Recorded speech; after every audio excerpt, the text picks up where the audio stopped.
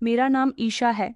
मैं एक middle class family से बिलोंग करती थी और आप लोग तो अच्छी तरह से जानते हैं कि मिडिल क्लास लोग अपने ख्वाहिशों को पूरी करने के लिए कितनी बड़ी परेशानियों का सामना करते हैं। हम मिडिल क्लास लोग भी बड़े हिसाब से चलते हैं, ना ही फिजूल खर्चे कर सकते हैं और ना ही गरीब लोगों की तरह गरीब होने का दिखावा कर सकते हैं। मिडिल क्लास लोग अमीर और गरीब के बीच के दायरे में आने वाले लोग होते हैं, जो खुलकर ना तो अपनी गरीबी जाहिर कर सकते हैं और ना ही खुलकर अपनी अमीरी जाहिर कर सकते हैं। मेरा कोई भाई नहीं था। हम दो बहनें थीं और दोनों ही बहनें अपने मम्मी पापा की लाडली थीं। मुझे ऐसा लगता था जैसे मैं अपने मम्मी पापा की लाडली बेटी नहीं हूँ, क्योंकि वो मेरी किसी ख्वाहिश को मेरे कहते ही पूरी नहीं करते थे। अगर मुझे उनसे अपनी कोई डिमांड पूरी करवानी होती तो बार बार उनसे रिक्वेस्ट करनी पड़ती थी, और रिक्वेस्ट करने की मेरी बिल्कुल भी आदत नहीं थी। मेरे ख्याल बिल्कुल अमीर लड़कियों के जैसे थे। मेरी बहुत सारी सहेलियां थीं और सारी ही लगभग अच्छे घरानों की थी। उन सबको देखकर मेरा मन करता था कि मेरी जिंदगी भी उनके जैसी ही हो जाए। उनके यहाँ पैसों की कोई कमी नहीं थी। उनका जब मन करता, जैसा मन करता, वो वही किया करती थी। मगर मैं एक ऐसी लड़की थी जो अपनी मर्जी से घर से बाहर भी नहीं निकल सकती थी। घर से बाहर निकलने के लिए भी मुझे अपने माता पिता की परमिशन की ज़रूरत होती थी। मैं अपनी ज़िंदगी खुलकर जीना चाहती थी। आजकल की लड़कियों के पास मोबाइल था, मुझे मोबाइल की ज़रूरत थी, इसीलिए मैंने पापा से मोबाइल की ज़िद कर ली थी। पापा मुझे मोबाइल नहीं दिलवा रहे थे। मम्मी का कहना था, ये हमारे समाज में जवान लड़कियां मोबाइल का गलत इस्तेमाल कर रही हैं। तुम्हारी शादी हो जाएगी तो तुम्हारा पति तुम्हें मोबाइल दिलवा देगा। मैंने कहा था कि नहीं, मुझे तो मोबाइल चाहिए। मेरी छोटी बहन ऐसी कोई जिद नहीं करती थी। मम्मी पापा कहते थे कि तुम घर की बड़ी बेटी हो, तुम्हें घर के माहौल को सुधारना चाहिए, बल्कि तुम खुद छोटे बच्चों की तरह जिद करती रहती हो। अब मैं उन्हें क्या बताती कि मेरी बहुत सारी ख्वाहिशें थीं। मेरे लाख जिद करने के बावजूद भी पापा ने मुझे मोबाइल दिलवाकर नहीं दिया था। पापा का कहना था कि अपनी पढ़ाई पर ध्यान दो। उस समय मैं मास्टर्स कर रही थी और मेरी छोटी बहन बीए कर रही थी। मेरी छोटी बहन बहुत शांत स्वभाव की थी। उससे तो बात करके भी मुझे ऐसा लगता था जैसे मैं बोर हो गई हूँ। मेरी अपनी बहन के साथ ज़्यादा अच्छी बॉन्डिंग नहीं थी। अक्सर मैंने अपनी फ्रेंड्स को देखा था, जिनके बॉयफ्रेंड्स भी थे। वो अपने बॉयफ्रेंड से फ़ोन पर बातें भी किया करती थी। उनके बॉयफ्रेंड उन्हें बहुत सारे गिफ्ट्स दिया करते थे, उनको अच्छी अच्छी जगह पर डिनर करवाते थे। मुझे ये सब कुछ बहुत पसंद था, मगर मेरे घर वाले तो मुझे घर में ही कैद करके रखते थे। अगर कभी मुझे अपनी किसी सहेली से मिलने जाना होता तो मुझे उनको बताकर जाना पड़ता था। कभी कभी मम्मी या पापा को यकीन नहीं आता, तो उन्हें यकीन दिलाने के लिए मुझे अपनी छोटी बहन अनुषा को अपनी सहेलियों के घर भी साथ लेकर जाना पड़ता था। ये सब रॉक टॉक मुझे बिल्कुल भी पसंद नहीं थी। वक्त इसी तरह से गुजरता गया। मेरी पढ़ाई पूरी होने वाली थी। मम्मी पापा चाहते थे कि वो मेरी शादी कर दें, मगर अभी मेरा शादी करने का कोई मूड नहीं था और मेरे लिए कोई अच्छा रिश्ता भी नहीं आ रहा था। मेरी तमन्ना यही थी कि मेरी शादी किसी अमीर घर के बेटे से हो, जो मेरी सारी ख्वाहिशों को चुटकियों में पूरी कर सके। मैं मम्मी से हमेशा यही कहती थी कि मेरी शादी किसी अमीर घर के बेटे से करवाना। मम्मी कहती थी कि तुम किसी राजकुमार की बेटी नहीं हो जिसकी शादी अमीर घर से हो जाएगी। तुम्हारे भाग्य में अमीर घर का लड़का हुआ, तभी तुम्हारी शादी उससे होगी। बस भगवान से हमेशा प्रार्थना करती रहा करो कि भगवान तुम्हारा नसीब अच्छा करे।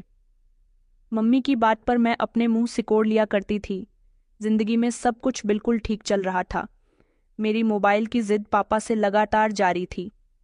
मुझे उम्मीद थी कि पापा ज्यादा जिद करने पर एक न एक दिन मुझे मोबाइल दिलवा ही देंगे, मगर वो दिन नहीं आ सका। मेरे पापा एक ट्रक ड्राइवर थे, जो दिन और रातों को भी ट्रक चलाया करते थे। दिन मेरे पापा हंसी खुशी अपने काम के लिए घर से निकले थे, लेकिन ट्रक चलाते समय उस दिन उनकी मौत हो गई। हम लोग तो उस समय घर में मौजूद थे जब फ़ोन की घंटी बजी। मम्मी ने अपना मोबाइल उठाया और जैसे ही कॉल रिसीव की तो मम्मी की एक ज़ोरदार चीख निकल गई थी, क्योंकि किसी ने मम्मी को पापा के एक्सीडेंट की खबर दे दी थी। मम्मी बुरी तरह से रो रही थी। हम दोनों बहनें उनको तसल्ली देने की कोशिश कर रहे थे और बार बार पूछ रहे थे कि क्या हुआ। मम्मी मम्मी तो बस लगातार रोए जा रही थी। थोड़ा वक्त गुजरने के बाद घर के दरवाजे पर एम्बुलेंस आकर रुकी। हम लोग घबरा गए। मेरी मम्मी कहने लगी कि ये तुम्हारे पापा हैं। हमें तो विश्वास ही नहीं हो रहा था कि हमारे पापा जो खुशी खुशी आज सुबह सवेरे घर से बाहर अपने रोज का काम करने के लिए निकले थे, अब उनकी लाश घर में आ रही थी। मेरे पापा के ट्रक का एक्सीडेंट हो गया था। एक्सीडेंट इतना खतरनाक था कि पापा को बहुत गहरी चोट आई थी और वो मौके पर ही दम तोड़ गए थे। पापा की मौत हम लोगों के लिए बहुत दुखदायक साबित हुई थी। पापा बहुत मेहनत से काम किया करते थे और हमारी ख्वाहिशों को पूरी किया करते थे। पापा के जाने के बाद मम्मी तो जैसे बेजान हो गई थी। मेरी मम्मी जो बहुत सुंदर थीं और उन्हीं की सुंदरता हम दोनों बहनों को भी मिली थी। हम दोनों बहनें भी पापा के जाने से बहुत उदास थे। पापा के मरने के बाद मम्मी बीमार रहने लगी थी क्योंकि वो पापा से बहुत मोहब्बत करती थी। वक्त इसी तरह से गुजरता जा रहा था, लेकिन अब धीरे धीरे हमारे घर में परेशानियां आने लगी थीं। पापा जो अकेले ही कमाने वाले थे वो तो अब जा चुके थे। अब कुछ भी करके हमें ही इस घर को संभालना था। आखिर ऐसा कब तक चलता? हादसे के दौरान पुलिस को पापा की जेब से उनका मोबाइल मिला था। वो मोबाइल घर में इसी तरह पड़ा हुआ था। मैंने फैसला किया था कि मैं नौकरी करूंगी और अपने घर वालों का गुजारा करूंगी। मेरी छोटी बहन तो घर के कामकाज करती रहती थी। घर के कामकाज करने का मुझे वैसे भी कोई शौक नहीं था और ना ही मैं घर में बैठ सकती थी। पापा के जाने का मैंने पूरी तरह से फ़ायदा उठाया था क्योंकि एक पापा ही थे जिनकी मैं बात मानती थी और अब तो मम्मी भी मुझसे कुछ नहीं कहती थी। मैंने नौकरी करनी शुरू कर दी। घर में पैसे आने लगे तो मम्मी का इलाज भी होने लगा था। मैंने एक फैक्ट्री में अकाउंटेंट की नौकरी करना शुरू कर दी थी। मैं वहाँ से देर से घर वापस आती थी। मम्मी ने मुझे पापा का मोबाइल दे दिया था और कहा था कि तुम अब घर देर से आने लगी हो, इसलिए मुझे तुम्हारी फिक्र रहती है। वक्त इसी तरह से गुजरता जा रहा था। पापा का गंभीर हम लोगों के दिल से निकल गया था। अब मेरी शादी की भी कोई चर्चा नहीं होती थी, लेकिन अब मुझे फुल आज़ादी मिल गई थी क्योंकि पापा मुझ पर ध्यान देने के लिए रहे नहीं थे और मम्मी अब मुझ पर कोई ध्यान नहीं देती थी। इसीलिए अब मेरा जो मन करता है मैं वो किया करती थी। जब मैं शुरू में जॉब पर लगी थी तब वो लोग मेरी छुट्टी देर से करते थे, मगर अब मेरी छुट्टी शाम के 5 बजे तक हो जाती थी और उसके बाद मैं अपनी दोस्तों के साथ एंजॉय किया करती थी। अब मेरे पास पैसे भी रहते थे और मेरा जो मन करता मैं वो करने लगी थी। मैं रात को 9 बजे तक घर के अंदर दाखिल होती और मम्मी को बताया करती थी कि काम ज़्यादा था इसलिए देर हो गई। मम्मी अब मुझसे कुछ नहीं कहती थी। मुझे अब अपनी ज़िंदगी बहुत अच्छी लगने लगी थी क्योंकि अब मैंने लड़कों से भी दोस्ती करना शुरू कर दी थी। लड़कों से दोस्ती करना मुझे बहुत अच्छा लगने लगा था। मेरे पास मोबाइल था। मैंने पापा का सिम निकालकर घर पर रख दिया था और उसमें एक नया सिम कार्ड लेकर डाल लिया था। मैं रात को लड़कों से फ़ोन पर भी बातें किया करती थी। मेरी खूबसूरती की वजह से लड़के मुझ पर अपनी जान मारते थे। जैसा मैं उनसे कहती वो वैसा ही कर लिया करते थे, मगर मैं हर लड़की के साथ सिर्फ दोस्ती रखती थी। मेरे दिल में किसी के लिए भी मोहब्बत कायम नहीं हुई थी। मुझे तो बस टाइम पास करना अच्छा लगता था, लेकिन इसके साथ ही कुछ ऐसे अमीर घर के लड़के भी थे जो मेरी मोहब्बत के जाल में फंस गए थे और मोहब्बत के चक्कर में मुझ पर हज़ारों रुपए खर्च किया करते थे। मेरा जितने पैसों का मन करता मैं उनसे ले लिया करती थी और वो लोग मुझे महंगे महंगे गिफ्ट्स भी दिया करते थे। ऐसे गिफ्ट्स लेकर जब मैं घर आती तो मम्मी और मेरी बहन हैरान रह जाती थीं। वो कहती थीं कि तुम अपनी सैलरी से अपने लिए इतने महंगे महंगे गिफ्ट्स क्यों लेकर आती हो। मैं उनसे कहती थी कि मेरी सैलरी बढ़ गई है। मम्मी हमेशा मुझे डांटती थी कि तुम्हें फिजूल खर्च करने की कोई ज़रूरत नहीं है, मगर मैं अब उनकी बातों को इग्नोर कर दिया करती थी क्योंकि वो ये बात अच्छे से जानती थी कि अगर मैंने नौकरी करना छोड़ दिया तो हमारा गुजारा कैसे होगा। मेरी लाइफ अब बहुत अच्छी गुजर रही थी। हर लड़का मेरी ज़रूरत पूरी कर रहा था। अब मुझे शादी करने की भी चिंता नहीं थी क्योंकि मेरे सारे शौक पूरे हो जाते थे। जैसे जैसे मेरा मतलब इन लड़कों से ख़त्म हो जाता था मैं इनको छोड़ दिया करती थी या फिर अपना मोबाइल नंबर चेंज कर देती थी। मैंने किसी भी लड़के को अपना एड्रेस नहीं बताया था और ना ही कोई भी लड़का मेरे बारे में ज़्यादा जानता था। बस मैं उसके साथ बातचीत करती, 2-3 डेट करती, उनसे अपनी पसंद के गिफ्ट्स लेती, थोड़ी बहुत बातचीत करती और फिर उन्हें छोड़ दिया करती थी। एक दिन जब मैं घर वापस आई तो मैंने देखा कि घर में कुछ मेहमान बैठे हुए थे। जैसे ही मैं घर के अंदर दाखिल हुई मम्मी कहने लगी कि बेटा कहाँ रह गई थी। उन्होंने मुस्कुराते हुए कहा कि ये है मेरी बड़ी बेटी ईशा। उन्होंने मुझे देखकर कहा, बेटा तुम्हारा मोबाइल कहाँ है, मैं कब से तुम्हें फ़ोन लगा रही हूँ। मैंने कहा, मम्मी मुझे देर हो गई थी। मैंने मम्मी से इशारे से कहा कि ये लोग कौन हैं। मम्मी कहने लगी कि मेरे साथ कमरे में आओ। मम्मी मुझे अपने साथ दूसरे कमरे में ले गई और कहने लगी कि किचन में से चाय लेकर कमरे के अंदर आ जाओ। ये लड़के वाले हैं तुम्हें देखने के लिए आए हैं, तुम्हारी बहुत ख्वाहिश थी ना कि तुम्हारी शादी किसी अमीर लड़की से हो। समझो अब तुम्हारी किस्मत बदलने वाली है। ये लोग बहुत अमीर हैं। लड़की की सिर्फ 2 बहनें हैं और दोनों ही बहनें शादीशुदा हैं। लड़का अकेला ही अपनी सारी दौलत का हकदार है। मैंने कहा, आप किस लड़के की बात कर रही हो? वही लड़का जो बाहर बैठा हुआ है। मम्मी कहने लगी कि हाँ बेटा। मम्मी की बात पर मैं जोर जोर से हंसने लगी। मैंने कहा, मगर मुझे वो लड़का बिल्कुल भी पसंद नहीं है। आपने उसका रंग देखा है? मेरे साथ खड़े होकर तो उसकी और मेरी जोड़ी भी अच्छी नहीं लगेंगी। मुझे उसके साथ शादी नहीं करनी। आप इस रिश्ते से अभी और इसी समय इनकार कर दीजिए। माँ कहने लगी कि जैसा मैंने तुमसे कहा है वैसा ही करो। देखो हम जैसे लोगों को ऐसे रिश्ते बड़ी मुश्किल से मिलते हैं। ये तो तुम्हारी खुशनसीबी है कि तुम्हारे घर खुद चलकर ये लड़कियां अपने इतने अमीर भाई का रिश्ता लेकर आई हैं। ये तुम्हें अपनी भाभी बनाना चाहती है। ये रिश्ता हमारी पड़ोसन लेकर आई है। तुम्हारी खूबसूरती के चर्चे तो पूरे मोहल्ले में है। वैसे भी लड़के को कुछ नहीं चाहिए, उसे सिर्फ खूबसूरत पत्नी की जरूरत है। मैंने मम्मी से इनकार कर दिया था। उस समय तो मम्मी के डांट पर मैं उन लोगों के सामने चाय लेकर चली गई थी और उन्होंने मुझे पसंद कर लिया था। मगर मुझे वो लड़का पसंद नहीं आया था। वो भले ही एक बिजनेसमैन था मगर मुझसे उम्र में बहुत बड़ा था। उसकी और मेरी उम्र में पूरे 10 साल का फर्क था। मम्मी ने कहा था कि अगर तुमने मेरी बात नहीं मानी तो अच्छा नहीं होगा। मैं अभी अपनी जिंदगी को और अच्छे तरीके से गुजारना चाहती थी, लेकिन मम्मी मुझे शादी के बंधन में बांध देना चाहती थी। मुझे बहुत अच्छे से पता था कि शादीशुदा लड़कियों को भी बहुत सारी रोक टोक का शिकार होना पड़ता है, लेकिन अमीर घर के लड़कियां ऐसे नहीं होते। उनकी सोच बहुत अलग होती है। एक तरह से मैं चाहूँ तो ये शादी कर भी सकती हूँ, क्योंकि मुझे लड़का पसंद नहीं तो क्या हुआ, शादी के बाद मैं उसकी दौलत पर ऐश करूंगी। इसीलिए मैंने मम्मी के कहने के मुताबिक इस लड़के से शादी कर ली थी और फिर मैं इसके बड़े से बंगले की मालकिन बन गई थी। शादी के कुछ ही दिनों बाद ही इनकी दोनों बहनें अपनी ससुराल चली गईं। मेरा पति काम पर चला जाता था और मैं घर में अकेली रह जाती थी। शादी के बाद ज्यादा दौलत मिलने से और अच्छा ऐशो आराम मिलने से मैं और भी ज्यादा खूबसूरत हो गई थी। मेरे पति ने जिम्मेदारी उठाई थी कि वो मेरी माँ और बहन का ख्याल रखेंगे। हर महीने उनको उनकी ज़रूरत के मुताबिक पैसे देते रहा करेंगे। ऐसा वो हमदर्दी के तौर पर कर रहे थे। उनका बहुत बड़ा बंगला था, बहुत सारी बड़ी बड़ी गाड़ियाँ थीं। घर में नौकर चाकर थे। वो सब देखकर मेरी आंखें फटी की फटी रह गई थीं। ऐसा ऐश मैंने अपनी पूरी जिंदगी में कभी नहीं देखा था। शादी से पहले मैंने हर लड़की से फॉर्मेलिटी निभाने के लिए ही रिश्ते रखे थे, मगर शादी के बाद मुझे अपने पति के साथ रहना बिल्कुल भी पसंद नहीं था। मेरा पति एक सिंपल सा इंसान था जिसने शादी की पहली रात ही मुझसे अपनी मोहब्बत का इजहार कर दिया था। उनका कहना था कि पहली नज़र में तुम्हें देखते ही मैं तुम्हारी खूबसूरती का दीवाना हो गया था। मैं तुमसे बहुत मोहब्बत करने लगा हूँ। मेरी शादी भले ही ज्यादा उम्र में हो रही है, मगर मैं तुम्हें हर खुशी दूंगा, तुम मेरे साथ मेरी बनकर रहना। मैंने भी उनको भरोसा दिलाया था कि मैं भी आपसे मोहब्बत करने लगी हूँ, लेकिन ऐसा सिर्फ उनको जाहिर करवाने के लिए था। मोहब्बत तो मैं किसी से भी नहीं करती थी। मेरे पति जल्दी जल्दी अपने बिजनेस के सिलसिले में आउट ऑफ कंट्री जाते रहते थे।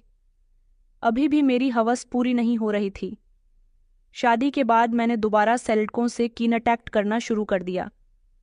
कुछ ऐसे लड़के जो मेरी खूबसूरती की तारीफ किया करते थे, मैं उनकी मजबूरी का फ़ायदा उठाया करती थी और मैंने किसी को भी ये नहीं बताया था कि मेरी शादी हो चुकी है। अपने पति के आउट ऑफ कंट्री जाते ही मैं लड़कों से मिलने के लिए चली जाती थी, लेकिन अब मेरे पास सब कुछ था। अब मैं वक्त गुजारने के लिए और अपनी शारीरिक इच्छा पूरी करने के लिए ही लड़कों के करीब जाती थी। मुझे अपना पति बिल्कुल भी पसंद नहीं था।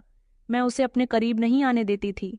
मेरे पति मेरे सारे नखरे उठाया करता था, मेरी हर ख्वाहिश पूरी करता था, हमेशा मुझे खुश रखने की कोशिश करता था, लेकिन मैं उसके सामने ऐसे ही जाहिर करती थी जैसे मैं उससे हमेशा नाराज रहती हूँ। वो मेरी खूबसूरती का दीवाना हो गया था। शादी के बाद मेरी नज़दीकियां लड़कों से इतनी ज़्यादा बढ़ गई थी जिनके बारे में अगर मेरे पति को पता चल जाता तो उसका दिल टूट जाना था। मगर मैंने अपने पति से और उन लड़कों से अपने बारे में सारी हकीकत को छुपाकर रखा हुआ था। हर लड़का मेरी ख्वाहिश पूरी करने के लिए सब कुछ कर गुजरता था। मेरी तारीफ में लड़के ज़मीन आसमान एक कर दिया करते थे और मेरी तारीफ करने वाले लड़के मुझे बहुत पसंद आते थे। इसी दौरान मेरी मुलाकात एक मुकुल नाम के लड़के से हुई थी जो बहुत अमीर था। वो मुझे एक रेस्टोरेंट में मिला था जब मैं अपनी फ्रेंड्स के साथ रेस्टोरेंट से बाहर निकल रही थी। मेरी उसके साथ टक्कर हो गई थी। उसको मैं पहली नज़र में ही भा गई थी। वो मेरी एक फ्रेंड का दोस्त था। उसने मेरी दोस्त के साथ बातचीत की और कुछ दिनों के बाद उसने मेरी सारी इन्फॉर्मेशन निकलवा ली थी। वो मेरी मोहब्बत में दीवाना हो गया था। मैंने भी उसकी हर एक बात को मान लिया। इतनी आसानी से नहीं, क्योंकि पहले मैंने उसे अपने से दूर रखकर खुद के लिए तरसाया था। फिर जब कुछ दिनों बाद वो पूरी तरह से मेरा दीवाना हो गया तब मैं भी उससे मिलने लगी थी। वो पहले मेरा दोस्त बना और उसके बाद उसने मुझे प्रपोज कर दिया। वो मुझे बहुत सारे गिफ्ट्स दिया करता था। अभी मेरी शादी को 7 महीने हुए थे। मुझे पता चला कि मैं माँ बनने वाली हूँ। जब ये खबर मेरे पति को भी पता लग गई तो उन्होंने मेरे घर से निकलना बंद करवा दिया था। बस वो मुझे मेरा ख्याल रखने के लिए कहते थे। वो आने वाले बच्चे के लिए इतने सीरियस थे कि वो अब ज़्यादातर घर में ही रहने लगे थे और मुझे 1 मिनट के लिए भी अकेला नहीं छोड़ते थे। मैं अपने पति से बहुत तंग आ गई थी। इन पूरे 9 महीने मेरी मुकुल से भी कोई बात नहीं हुई थी। मुकुल मेरे लिए बेचैन हो गया था। 9 महीने पूरे होने के बाद मैंने एक बेटे को जन्म दिया और फिर मेरा पति बच्चे की खातिर अब ज़्यादातर समय घर में ही देने लगा था। उन्होंने ऑफिस जाना छोड़ दिया था। अब वो ज़्यादातर काम अपने नौकरों से करवाते थे। वैसे तो घर में बच्चा संभालने के लिए नौकरानी भी थी, लेकिन फिर भी मेरे पति को अपने बेटे को अपनी नज़रों के सामने रखना होता था। मगर मैं इस तरह घर में नहीं बैठ सकती थी। मेरा अपने पति के साथ गुजारा नहीं हो रहा था। इधर मुकुल था कि बार बार मुझे कॉल और मैसेजेस कर रहा था। काफ़ी लंबे समय से मैंने उसको सहारे पर रखा हुआ था कि मेरे घर में कुछ प्रॉब्लम हो गई है, जिसकी वजह से ना तो मैं तुमसे मिल सकती हूँ और ना ही बात कर सकती हूँ। उस दौरान मेरे पति घर में थे। मैं चोरी चुपके मुकुल से फ़ोन पर बात करती रहती थी। मुझे एक दिन तो ऐसा भी शक हुआ था कि मेरे पति ने मुझे मुकुल से बात करते हुए देख लिया है, लेकिन मेरे पति का मूड पूरी तरह से ठीक था। अगर वो मुकुल से मुझे बात करते हुए देख लेते तो ज़रूर उनका कोई ना कोई गलत रिएक्शन होता। कई महीने गुजर गए थे मुझे मुकुल से मुलाकात किए हुए। वो बार बार मुझसे मुलाकात करने की डिमांड कर रहा था। फिर एक दिन तंग आकर मैं बड़ी मुश्किल से घर से बाहर निकली और मुकुल से मिलने के लिए चली गई थी। मेरी उससे मुलाकात रेस्टोरेंट में हुई थी। उसने मेरी खुशी की खातिर रेस्टोरेंट में डेकोरेशन करवाई थी। मेरा बहुत अच्छे से वेलकम किया था और तो और म्यूज़िक सिस्टम भी बज रहा था और उसने गाने के थ्रू मुझे शादी के लिए प्रपोज कर दिया। उसकी ये हरकत मुझे बिल्कुल भी पसंद नहीं आई थी। पहले मैं उससे शादी कैसे कर सकती थी? वो सब लोगों के सामने मुझे शादी करने के लिए कह रहा था। कहने लगा कि मैं अपनी मोहब्बत को शादी के बंधन में बांधना चाहता हूँ, लेकिन इतने लोगों के सामने मैं उसे कोई भी जवाब नहीं दे पा रही थी। मैं बहुत नर्वस हो रही थी और वो मेरे जवाब का इंतज़ार कर रहा था। घुटने रखकर ज़मीन पर बैठा हुआ, हाथ में अंगूठी लिए, विलियम मैरी मी के शब्द उसकी ज़बान पर थे। मेरी कुछ समझ नहीं आ रहा था कि मैं क्या करूं। फिर मैंने उसकी अंगूठी उसके हाथ से लेकर झट से ज़मीन पर फेंक दी और अपना पर्स उठाकर रेस्टोरेंट से बाहर निकल आई थी। वो मेरे पीछे चलता हुआ आया और कहने लगा कि तुम्हें क्या हो गया है? हम दोनों एक दूसरे से बहुत मोहब्बत करते हैं। मैं तुमसे शादी करना चाहता हूँ। काफ़ी समय से मैं तुमसे दूर हूँ। तुम कहो तो मैं तुम्हारे घर अपने पेरेंट्स को भेजने के लिए भी तैयार हूँ, लेकिन मैंने उसे इनकार कर दिया। मैंने कहा कि मुझे नहीं पता था कि तुम मेरे साथ इतनी घटिया हरकत करोगे। वो मेरा हाथ पकड़कर मुझे रोकने की कोशिश कर रहा था। मुझे अपनी मोहब्बत के वास्ते दे रहा था, मगर मैंने उसको बोल दिया था कि मुझे तुम्हारी कोई बात नहीं सुननी। मैं तुमसे मोहब्बत नहीं करती। मुझे क्या पता था कि तुम हम दोनों की दोस्ती को मोहब्बत का नाम दे दोगे। वो कहने लगा, क्या तुम मुझसे मोहब्बत नहीं करती थी? मैंने कहा कि नहीं, मैंने तुम्हें सिर्फ अपना एक अच्छा दोस्त माना है और मैं वही मानती रहूंगी। मैंने उसकी एक न सुनी और अपनी गाड़ी में बैठकर घर चली आई थी। उसके बाद कई दिनों तक लगातार वो मुझसे फ़ोन करता रहा, मुझसे रिक्वेस्ट करता रहा कि तुम मुझसे बात कर लो, मुझसे मिलने आ जाओ। मगर मैंने उसकी एक न सुनी। उसके बाद फिर मैंने एक लड़का और फंसाया और फिर कई दिनों तक मैंने उसके साथ संबंध रखे। मैं उसके साथ फ़ोन पर बातें करती, उससे मिलने के लिए जाती। मैं अपने मायके जाने के बहाने से घर से निकल जाती थी। मेरे पति को यही लगता कि मैं मायके गई हुई हूँ, मगर मुझे नहीं पता था कि मेरे पति को मुझ पर शक हो गया है।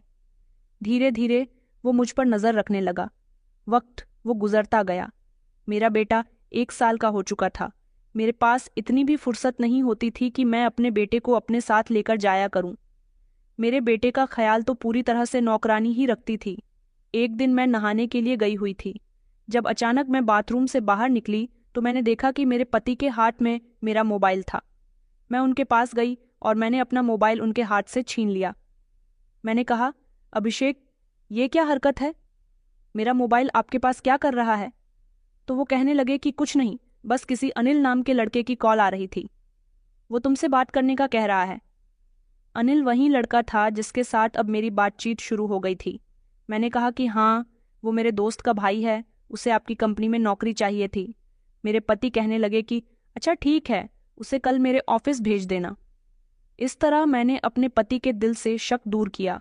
मैं दिन ब दिन अपने पति की आंखों में धूल झोंककर घर से बाहर अफेयर चला रही थी और मुझे ऐसा लगता था जैसे उनको कुछ पता ही नहीं चलता, वो इस सबसे बेखबर है। मुझे अपने बेटे से भी कोई खास लगाव नहीं था। ये बात मेरे पति अच्छी तरह से नोटिस करते थे। एक दिन उन्होंने मुझसे कहा भी था कि तुम अपनी सहेलियों के साथ बहुत बिजी रहती हो, कभी उनके साथ पार्टियां करने जाती हो तो कभी अपने मायके जाती रहती हो। ये हम दोनों का बेटा है, इसका ख्याल रखा करो। मैंने उस समय तो उनसे कह दिया था कि जी मैं इसका ख्याल रखती तो हूँ, लेकिन जैसे ही वो घर से बाहर निकलते मैं फिर से नौकरानी को अपना बेटा सौंप कर घर से निकल जाती थी। मेरे दिन बहुत अच्छे गुजर रहे थे। शादी से पहले ना तो कभी मेरे मम्मी पापा को मेरी करतूतों के बारे में पता चला था और ना ही शादी के बाद मेरे पति को कुछ भी पता चल सका था। मेरा पति कैसा इंसान था जिसका रुपया पैसा भी मैं आसानी से उड़ाती रहती थी। उसके भरोसे का मैं गलत फायदा उठाती थी। कभी मुझे ये एहसास ही नहीं हुआ था कि वो एक मर्द है और मर्द की बर्दाश्त जब जवाब दे जाती है तब उसकी बर्दाश्त एक कंगारा बनकर उसके दिल से निकलने लगती है। काफी समय इसी तरह से गुजर गया था। दिन मेरे पति ने कहा कि अब हमारा बेटा 2 साल का हो गया, वैसे भी उसका ख्याल तो केयर टेकर ही रखती है। तुम एक काम करो, मेरा ऑफिस ज्वाइन कर लो, हम दोनों मिलकर काम किया करेंगे। मैंने अपने पति से मना भी किया था, मगर वो कहने लगे कि तुम अच्छी खासी पढ़ी लिखी लड़की हो, मेरे बाद मेरा सब कुछ तुम्हारा ही तो है। मैं चाहता हूँ कि तुम्हें मेरे बिजनेस का एक्सपीरियंस होना चाहिए। मुझे उनकी बात माननी पड़ गई थी, इसलिए मैंने उनके साथ ऑफिस जाना शुरू कर दिया था। लेकिन कुछ दिनों के लिए वो आउट ऑफ कंट्री चले गए थे, इसलिए अपनी कंपनी का सारा बोझ वो मुझ पर डाल गए थे। अब मुझे इतनी फुर्सत नहीं मिलती थी कि अब मैं किसी भी लड़के से बात करूं। अब अगर किसी लड़की का मेरे पास फोन आता तो मुझे कॉल्स को भी इग्नोर करना पड़ता था, क्योंकि मेरे पति ने अपने सेक्रेटरी को मेरी सेक्रेटरी बना दिया था, जो कि मुझ पर ऑफिस में होते हुए कड़ी नजर रखती थी और ऑफिस की एक एक खबर मेरे पति को दिया करती थी। दिन सुबह के समय मैं अपनी गाड़ी से ऑफिस जा रही थी जब रास्ते में ट्रैफिक ज्यादा होने की वजह से मेरी गाड़ी रुक गई थी और मैं बीच ट्रैफिक में फंस गई थी। जब अचानक मेरी गाड़ी के शीशे के पास एक लगभग 18 साल का लड़का आकर खड़ा हो गया था। मैंने शीशा नीचे किया और उसकी तरफ देखा। उसने अपने हाथ में बहुत सारे ताज़ा फूल पकड़े हुए थे। वो मुझसे कहने लगा कि मैडम जी फूल खरीद लो, मेरी बहनें घर पर भूखी हैं, उनके लिए खाने का बंदोबस्त हो जाएगा। न जाने कि उस लड़की को देखकर मेरी आंखें भर आई थीं। ये बड़ी बेबसी से मुझसे रिक्वेस्ट कर रहा था कि मैं इसके फूल खरीद लूं। उस दिन मैंने इसके फूल तो नहीं खरीदे थे, मगर इसको पैसे दे दिए थे और वो पैसे लेकर वो वहां से चला गया था। थोड़ी ही देर के बाद ट्रैफिक भी खुल गया और मैं गाड़ी चलाते हुए सोचने लगी कि आज तक मेरा सामना जितने भी लड़कों से हुआ है वो सभी लगभग अच्छे घरानों के लड़के थे। ये लड़का भी देखने भालने का बहुत अच्छा था, मगर इसकी क्या जिंदगी थी कि सड़क पर लोगों को रोक रोक कर अपने फूल बेच रहा था। फिलहाल अगले दिन फिर से सड़क के किनारे खड़े हुए इस लड़के पर मेरी नजर गई, जो उस दिन हाथ में तौलिए लिए खड़ा था और लोगों को रोक रोक कर अपनी तौलिए बेच रहा था। मैं अपनी गाड़ी से उतरी और उसके पास गई। मैंने उसे फिर से पैसे देना चाहे, मगर उसने कहा कि मैडम जी, मुझे आपके फ्री में पैसे नहीं चाहिए, आपको मेरा सामान खरीदना होगा। मैंने कहा कि तुम अच्छे खासे हट्टे कट्टे जवान लड़के हो, ये कैसा काम कर रहे हो?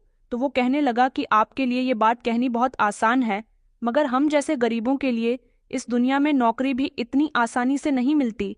बस किसी भी तरह से अपने घर वालों का पेट भरने के लिए घर से निकल पड़ते हैं। मेरी एक बहन की उम्र 15 साल और दूसरी बहन की उम्र 10 साल है। दोनों बहनें घर में भूखी होती हैं। माता पिता इस दुनिया में नहीं हैं। मैं पढ़ा लिखा भी नहीं हूँ। मैं बहुत गरीब हूँ, इसलिए छोटा मोटा सामान सड़कों पर लोगों को बेचता रहता हूँ। मगर मैं एक ईमानदार इंसान हूँ। मुझे फ्री में किसी की मदद नहीं चाहिए। उस लड़की की खुददारी मुझे बहुत पसंद आई थी। मैंने उसके कहने पर उसकी सारे तौलिए खरीद लिए थे और उसको उनकी कीमत दे दी थी। उसने मेरा बहुत बहुत शुक्रिया अदा किया था। अब हर रोज़ आते जाते रास्ते से मैं उसे देखा करती थी। वह बेचारा बहुत मेहनत किया करता था। कभी सड़क पर बच्चों के खिलौने बेच रहा होता था, तो कभी पेन बेच रहा होता था। मुझे उस पर बहुत अफसोस होता। एक दिन मैं उसकी मदद करने के इरादे से उसके पास चली गई। मैंने देखा वो भूख का प्यासा सड़क पर इसी तरह से अपना सामान बेचता रहता था। मैं उससे मुलाकात सिर्फ हमदर्दी के नाते कर रही थी, क्योंकि पहली बार मैंने अपनी जिंदगी में इतना लाचार और मजबूर इंसान देखा था, जो खूबसूरत था मगर जिंदगी के हर आराम से दूर था। दिन रात अपनी बहनों के लिए पैसे कमाया करता था। मैंने उसे कहा कि मैं जानती हूँ कि तुम्हें खुददार लड़के हो, मगर मैं तुम्हारी मदद करना चाहती हूँ। देखो, मैं एक अमीर औरत हूँ, मेरे पास पैसे की कोई कमी नहीं है, मगर ना जाने कि मुझे तुमसे हमदर्दी हो रही है। इतनी कड़कती हुई धूप में सुबह से आज तुम अपना सामान बेच रहे हो। मेरे साथ चलो, मैं तुम्हें कहीं लेकर चलना चाहती हूँ। वो मेरी बात सुनकर इनकार करने लगा। कहने लगा कि आप जैसी अमीर औरत भला मेरी क्या मदद कर सकती है। मैंने कहा, मैं उन औरतों में से नहीं हूं जिसे पैसों का घमंड हो। मैंने उसे अपनी गाड़ी में बैठने के लिए कहा और मैं उसे अपने साथ एक रेस्टोरेंट में ले गई थी। मैंने उसे पेट भरकर खाना खिलाया और कुछ खाना उसकी बहनों के लिए भी पैक करवा दिया था। मैंने अक्सर देखा था कि वो रात को पैदल चलकर अपने घर जाता था। उसने बातों ही बातों में मुझे अपना घर हमारे ही शहर से दूर एक छोटे से गांव में बताया था। मैं उसे आधे रास्ते तक अपनी गाड़ी से ड्रॉप कर दिया करती थी। कुछ ही दिनों बाद मेरे पति भी वापस आ गए थे। हम दोनों अपनी अपनी गाड़ी से अलग अलग टाइपिंग पर ऑफिस के लिए निकलते थे, क्योंकि मेरे पति सुबह सवेरे जल्दी उठते थे, जबकि मैं देर से उठती थी। और फिर रास्ते में हर रोज मैं उस लड़की से मिलती हुई जाती थी। उसका नाम सोहन था। सोहन से हमदर्दी करते करते मैं उसके साथ काफ़ी अच्छी तरह से अटैच हो गई थी। शायद ऐसा इसलिए था क्योंकि मेरा कोई भाई नहीं था। मैं एक मिडिल क्लास घर के होते हुए भी शादी से पहले ऐसा सोचती थी कि मेरे माता पिता मेरी किसी ख्वाहिश को पूरा नहीं करते। मैं अपने आप को एक गरीब लड़की समझती थी, मगर मैंने देखा कि मुझसे भी गरीब इस दुनिया में पड़े हुए हैं, जो अपने ख्वाहिशों को पूरा करने के लिए क्या कुछ नहीं करते। मैं सोहन को रास्ते में अगर देख लेती तो उसे बाजार तक ड्रॉप कर दिया करती थी, क्योंकि मैंने उसे कहा था कि तुम अपना सामान सड़क पर आने जाने वाले लोगों को मत बेचा करो, बल्कि बाजार जाकर वहां सामान बेचा करो, वहां तुम्हारी अच्छी सेल होगी। जिस दिन मैं ऑफिस से जल्दी फ्री हो जाती तो उसे खाना खिलवा दिया करती थी। मेरी उसके साथ एक अलग ही अटैचमेंट हो गई थी। उसको पैसे भी देती रहती थी। वो एक पहला ऐसा इंसान था जिसको मैंने दिल से अपना भाई माना था, और उसको मैंने ये भी बता दिया था कि मैं शादीशुदा हूँ, मगर मैंने सोहन के बारे में किसी को नहीं बताया था। सोहन से मेरी बातचीत लगभग 3 महीने से हो रही थी। 3 महीने तक उसके लिए मुझसे जितना हो सका मैंने किया था। वो मेरी मदद नहीं लेना चाहता था, मगर फिर भी मैं उसकी मदद किया करती थी। एक दिन मैं सोहन को बाजार ड्रॉप कर रही थी, जब सामने से ही मेरे पति की गाड़ी आ गई और मेरे पति ने सोहन को मेरे साथ गाड़ी में बैठा हुआ देख लिया। मुझे लगा कि मेरे पति घर आने के बाद मुझसे सोहन के बारे में कोई सवाल जवाब करेंगे, मगर उन्होंने मुझसे कोई भी सवाल नहीं किया था। लेकिन अब मैं देख रही थी कि मेरे पति मेरे साथ बहुत दूरी बनाने लगे थे, एक ऐसी दूरी जैसी मैंने कभी भी नहीं देखी थी। अब ना तो वो मुझसे किसी तरह की कोई बात करते थे, और घर में भी होते तो मुझे इग्नोर करते रहते थे। वक्त इसी तरह से गुजरता जा रहा था। शायद सोहन की दुख भरी कहानी सुनकर मेरा दिल पिघल गया था। सोहन ने मुझे बताया था कि उसके माता पिता की मौत बड़ी ही दर्दनाक हुई थी। जब वो 5 साल का था, उसके पिता पर बहुत ज्यादा कर्जा हो गया था। उसके पिता के पास कर्जा चुकाने के लिए पैसे नहीं थे, जिसके चलते उन्होंने आत्महत्या कर ली थी और पिता के गम में उसकी माँ भी इस दुनिया से चल बसी थी। उसके बाद सोहन ने बड़ी मुश्किल से अपना और अपनी बहनों का ख्याल रखा था। बस यही सब सोचकर मैं हमेशा उसकी मदद करती रहती थी कि क्यों वो बेचारा इतना गरीब है। दिन मैं घर में मौजूद थी जब मैंने अपने पति को किसी से फोन पर बातें करते हुए सुना। मेरे पति बातें करते हुए कह रहे थे कि उसका काम तमाम हो गया। अच्छी बात है, तुम्हें पेमेंट मिल जाएगी। बस अब मेरा रास्ता साफ हो चुका है। काफी समय से मैं इस तकलीफ को झेल रहा था। ये कहकर मेरे पति ने फोन बंद कर दिया, मगर जैसे ही उन्होंने पलट कर देखा, मैं उनके बिल्कुल पीछे खड़ी हुई थी। मैंने कहा, आप किसके काम तमाम की बात कर रहे थे? मेरे पति घबरा गए और कहने लगे कि कुछ नहीं, बस था कोई जिसने कई सालों से मेरी जिंदगी को तबाह करके रखा हुआ है। अब शायद मेरी जिंदगी में सुकून आ जाएगा। मैं अपने पति की बात को नहीं समझी थी। अगले दिन जब मैं रास्ते से गुजरी तो मैंने देखा कि मुझे सोहन कहीं भी नजर नहीं आया था। मैं सोहन को तलाश करती रही, मगर 2-3 दिन गुजर गए थे। सोहन मुझे कहीं नहीं मिल रहा था।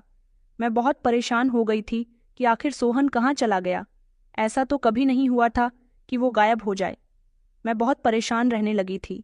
कई बार मेरे पति ने मुझसे मेरी परेशानी की वजह पूछी थी, मगर मैंने उनको कुछ नहीं बताया था। एक दिन मैंने सोचा कि क्यों ना मैं सोहन के घर जाकर उसे तलाश करूं। मुझे अच्छी तरह से याद था, सोहन मेरे साथ काफी सारी बातें करने लगा था। सोहन ने मुझे बातों ही बातों में अपने गांव का एड्रेस दिया था। मैं उसके गांव चली गई। जैसे ही उसके घर के बाहर मैंने गाड़ी रोकी तो एक अजीब सी हैवानियत ने मेरा स्वागत किया था। उसका छोटा सा घर, जो बहुत पुराने टाइप का बना हुआ था, घर के अंदर कदम रखते ही चारों तरफ अंधेरा ही अंधेरा नजर आ रहा था। मेरे कदमों की आहट सुनकर एक छोटी सी लड़की दरवाजे तक आई थी और उसने दीदी दीदी कहकर आवाज लगाई। फिर एक और लड़की निकल कर आई। मैं पहचान गई थी कि ये दोनों ही सोहन की बहनें हैं। इन दोनों को देखकर बड़ा ही अजीब लग रहा था, क्योंकि इन दोनों के चेहरे पर खुशहाली नहीं थी। दोनों की आंखें मोटी मोटी हो रही थीं। ऐसा लग रहा था कि जैसे ना जाने कब से ये दोनों रो रही हैं। मेरी बड़ी सी गाड़ी देखकर और मेरा गेटअप देखकर वह दोनों समझ गई थी कि मैं कोई अमीर घर की औरत हूँ। वह कहने लगी कि आप कौन? मैंने कहा, मुझे सोहन से मिलना है, वो कई दिनों से दिखाई नहीं दे रहा। मेरी इस बात पर दोनों की आंखों में आंसू आ गए। सोहन की बड़ी बहन कहने लगी कि आपको नहीं पता कि भैया इस दुनिया से चले गए। उसके मुंह से ये शब्द सुनकर तो मैं चौंक गई थी। एक पल को तो मुझे विश्वास ही नहीं हुआ। फिर वो कहने लगी कि जी मैं सच कह रही हूँ, भैया की मौत हो गई है। मैंने कहा, मगर वो तो बिल्कुल ठीक ठाक था, उसे ऐसा भी क्या हो गया? उसने बताया कि पता नहीं कौन मेरे भैया का दुश्मन था। उस दिन भी रोज की तरह खुशी खुशी वो घर से निकले थे, लेकिन शाम को उनकी लाश घर वापस आई। हमारे भैया अपनी मौत नहीं मरे, बल्कि उनको मारा गया है, क्योंकि उनके सीने पर गोलियां थीं। उनको भैया के दोस्त ही यहाँ पर लेकर आए थे। हम गरीब लोग हैं, हम तो पुलिस में जाकर शिकायत भी नहीं कर सकते।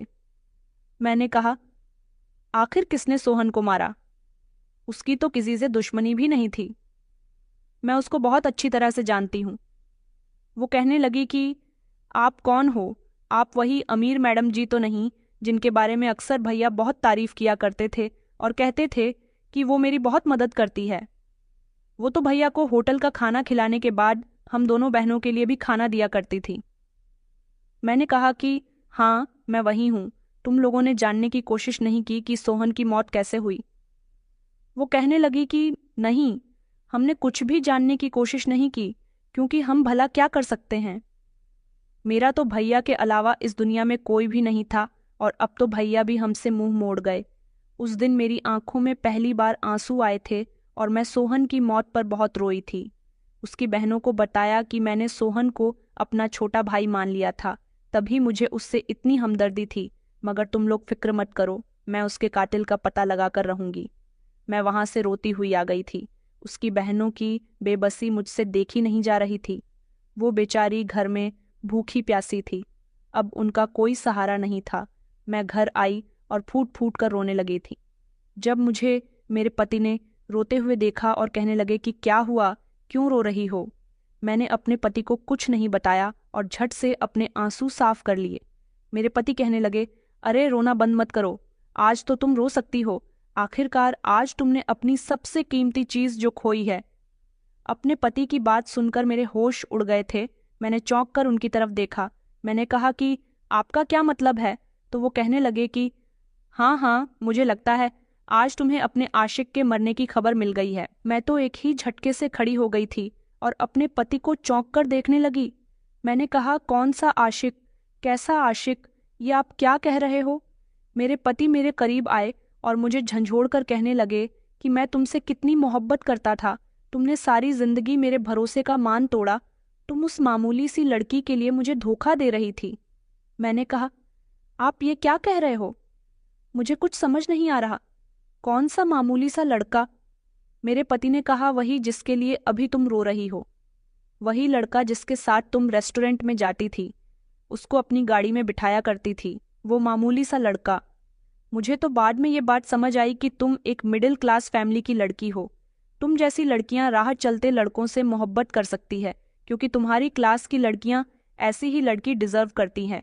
मुझ जैसे अमीर लड़के से तुम्हारी शादी हो गई तो तुम्हें वो खुशी नहीं मिली जो तुम्हें तुम्हारे पुराने आशिक के साथ मिल रही थी, इसलिए तुमने शादी के बाद भी उससे रिश्ता कायम रखना शुरू कर दिया। अब मुझे अपने पति की बात समझ आई थी कि वो बात को किस डायरेक्शन में लेकर जा रहे थे। वो सोहन की बात कर रहे थे। मैंने अपने पति को झटका देकर पीछे किया और कहा, आप जिस लड़की की बात कर रहे हो उसको मैं अपना भाई मानती थी, वो एक गरीब लड़का है, और आपको उसके बारे में ये सब कैसे पता? मेरे पति कहने लगे, क्योंकि मुझे तुम पर काफी समय से शक था। मैंने तुम्हारे मोबाइल पर लड़के की कॉल आते हुए देखी थी और एक बार तो मैंने तुम्हें बात करते हुए भी देखा था। मुझे तुम पर शक तो काफी समय से था, लेकिन जब तुमने मेरे बेटे पर भी ध्यान नहीं दिया और ना जाने तुम कहाँ कहाँ जाती रहती हो, तब मेरा शक यकीन में बदल गया था। इसलिए मैंने तुम पर नजर रखने के लिए एक डिटेक्टिव हायर किया। मैंने सोच लिया था कि अगर मुझे पता चला कि तुम्हारा किसी लड़के के साथ अफेयर है तो सबसे पहले मैं उसे मरवा दूंगा, उसके बाद मैं तुम्हारा हिसाब करूंगा। मेरे डिटेक्टिव ने तुम पर नजर रखना शुरू कर दी तो पता चला कि तुम उस मामूली से सामान बेचने वाले लड़के से मोहब्बत करती हो। उसके साथ मेरी ही गाड़ियों में तुम्हारा घूमना फिरना जारी था, यहाँ तक कि तुम उसे रेस्टोरेंट में भी लेकर जाती थी। अपना ज्यादातर समय तुम उसके साथ ही बिताया करती थी। मुझे डिटेक्टिव हर बात की खबर देता रहा। अब मुझसे और बर्दाश्त नहीं हो रहा था, इसीलिए मैंने उसको डिटेक्टिव के हाथों मरवा दिया, क्योंकि वो मेरी शादीशुदा जिंदगी न जाने कब से बर्बाद कर रहा था। तुम बताओ, मैंने तुम्हें क्या कुछ नहीं दिया? कभी तुम पर कोई रोक टोक नहीं की। तुमने मेरे भरोसे का गलत फायदा उठाया, यहाँ तक कि तुमसे तो अपनी ही औलाद कभी ख्याल नहीं रखा जाता। तुमने मेरे बच्चों को नौकरानियों के भरोसे छोड़ा हुआ है। ये सब मैं कैसे बर्दाश्त कर सकता था? अपने पति की बात सुनकर मैंने तो अपना सर ही पकड़ लिया था। मैंने कहा कि आप गलत समझ रहे हो, मैं जानती हूं कि मेरी गलती है। मैंने शादी से पहले भी बहुत सारी गलतियां की हैं, लड़कों से संबंध रखे हैं, बहुत सारे लड़कों के साथ मोहब्बत का खेल रचा है, मगर आपकी गलत फहमी की वजह से एक बेगुनाह की जान चली गई। उसकी कोई गलती नहीं थी, वो मुझसे मोहब्बत नहीं करता था। भले आप खुद सोचिए कि वो मुझसे उम्र में भी तो छोटा था। मेरे पति कहने लगे कि वो उम्र में भले ही छोटा था मगर दिखने में स्मार्ट था, और तुम्हें मैं इसलिए पसंद नहीं था क्योंकि मेरी उम्र तुमसे ज्यादा है। तुम्हें तो छोटी उम्र के मर्द पसंद थे ना, इसलिए तो तुम्हें कभी मैं पसंद नहीं आया, क्योंकि तुम्हारे दिल में वो लड़का बसा हुआ था। मैंने कहा कि नहीं नहीं, आप गलत समझ रहे हो, आपने बहुत गलत कर दिया। मैं अपना सर पकड़कर रोने लगी थी। मैंने कहा, मेरी गलतियों की वजह से उस बेचारे की जान आपने ले ली। मेरे पति कहने लगे कि मैं तुमसे मोहब्बत करता हूँ, मैं तुम्हारी जान नहीं ले सकता, मगर मैं तुम्हें कहीं मुंह दिखाने लायक भी नहीं छोड़ूंगा, क्योंकि तुमने मेरा भरोसा तोड़ा है, तुमने मुझे धोखा दिया है। मैंने अपने पति के पैर पकड़ लिए और कहने लगी कि मुझे माफ कर दीजिए, मुझसे बहुत बड़ी गलती हो गई, क्योंकि सारी जिंदगी मैंने आपको धोखा दिया। लड़कों से मिलना, उनसे बातें करना, उनके पैसों का फायदा उठाना, ये सब मेरा एक शौक था। शादी से पहले मैंने ये सब कुछ किया, मगर शादी के बाद मुझे आप पसंद नहीं थे, इसलिए मैंने शादी के बाद भी लड़कों से संबंध कायम रखे। लेकिन जिस लड़के की आपने जान ली है उस लड़के के साथ मेरा कोई संबंध नहीं था। मुझे उसके साथ हमदर्दी हो गई थी। वो एक गरीब लड़का था। गरीब होने के 60 शिकतन खुददार और ईमानदार लड़का भी था। उसने अपनी सारी जिंदगी ईमानदारी और खुददारी में गुजार दी और ईमानदारी के पैसों से ही वो अपनी बहनों का बोझ अपने कंधों पर लिए हुए था। मैं तो सिर्फ उसकी मदद करती थी। वो सारा दिन कड़कती धूप में मेहनत से पैसे कमाता था। उस बेचारे को मामूली सा सामान बेचकर ज्यादा पैसे हासिल नहीं होते थे, इसीलिए मैं उसे खुद पैसे दे दिया करती थी। उसको रेस्टोरेंट में खाना खिलवा दिया करती थी और मैंने उसे एडवाइस दी थी कि वो बाजार में जाकर अपना सामान बेचा करे, उसकी ज्यादा सेल होगी। मैं उसे खुद अपनी गाड़ी में बाजार ड्रॉप किया करती थी। मेरे पति कहने लगे, मैंने तुम्हें खुद उसके साथ तुम्हारी गाड़ी में देखा था। मैंने कहा कि हाँ, लेकिन मैं उसे ड्रॉप कर रही थी। मेरा उसके साथ कोई अफेयर नहीं चल रहा था। वो बेचारा गरीब लड़का था। उसके माता पिता का साया भी उस पर नहीं था, बल्कि उसकी 2 छोटी छोटी बहनें हैं। उन दोनों का क्या होगा? अपने भाई के बिना वो कैसे इतनी लंबी जिंदगी गुजारेंगी? आपको अगर यकीन नहीं आता तो आप उसके गांव जाकर उसकी बहनों से बात कर सकते हो, उनसे मिल सकते हो। मैं कसम खाती हूँ कि मैंने भले ही बहुत सारी गलतियां की हैं, बहुत सारे लड़कों के साथ मेरे अफेयर रहे हैं, मगर उस लड़की के साथ मेरा कोई गलत रिश्ता नहीं था। मैं उसे अपना छोटा भाई समझने लगी थी। मैं अपने पति को पूरी बात बताने के बाद जमीन में बैठकर रोने लगी थी। मुझे रोता हुआ देखकर मेरे पति को एहसास हो गया था कि मैं सच कह रही हूँ। मेरे पति कहने लगे कि यह सच में तुम्हारा उस लड़के के साथ अफेयर नहीं था। मैंने कहा उसके साथ नहीं था, लेकिन मैंने आपको जो कुछ भी बताया है वो सच है। मेरी वजह से आप गलतफहमी का शिकार हुए हो। मुझे माफ़ कर दीजिए। आपकी पत्नी होते हुए भी मैंने अपने ख्वाहिशों को पूरा करने के लिए ना जाने कितने लड़कों से संबंध रखा। सोहन की मौत आपकी वजह से नहीं हुई, बल्कि मेरी वजह से हुई है। अगर आपके दिल में मेरे लिए नफरत पैदा ना होती तो शायद ऐसा नहीं होता। मेरे पति बहुत शर्मिंदा हो रहे थे और फिर उन्होंने अपने कुछ आदमियों को भेजकर सच का पता लगवाया तो सच वही था जो मैंने उनको बताया था। सोहन और मेरे बीच ऐसा कुछ भी नहीं था, जिसको जानकर मेरे पति ने डिटेक्टिव के जरिए उसकी जान ले ली थी। मेरे पति को शर्मिंदगी का एहसास हुआ था। मुझे भी अपनी गलतियों का एहसास हुआ था जो मैंने शुरू से लेकर अब तक की थी। भले ही सोहन मेरा कुछ नहीं लगता था, लेकिन मैंने दिल ही दिल में उसको अपना भाई मान लिया था। उसके साथ मेरा एक अजीब सा रिश्ता था। उसकी मौत ने मुझे अंदर से तोड़कर रख दिया था। मुझे इतना बेबस और लाचार कर दिया था कि मैंने खुद को बदलने की पूरी पूरी कोशिश की थी। मैंने जिन लड़कों के साथ टाइम पास किया था, उनमें से कुछ ऐसे थे जो मुझसे सच्ची मोहब्बत करने लगे थे। शायद मेरे दिल को उनकी आह लगी थी, तभी तो मेरा दिल सोहन की मौत के बाद सुकून नहीं पा रहा था। मेरे पति ने जो कुछ भी किया वो अपना घर बचाने के लिए और मुझे सबक सिखाने के लिए किया था। उनको लगता था कि मेरी जिंदगी में कोई दूसरा मर्द है और वो मर्द सोहन है, इसीलिए उन्होंने सोहन को ही रास्ते से हटाना मेरी जिंदगी से ज्यादा बेहतर समझा। उनके दिल में शक भी तो मेरी वजह से ही पड़ा था। ना मैं ऐसे काम करती, ना मेरा पति इतना बड़ा कदम उठाता। मेरे पति और मैं सोहन की मौत के बाद शर्मिंदा रहने लगे थे। मैंने अपनी सारी गलतियों की माफ़ी अपने पति से मांग ली थी और उनसे कहा था कि अब आप मुझे जो सज़ा देना चाहें वो दे सकते हो।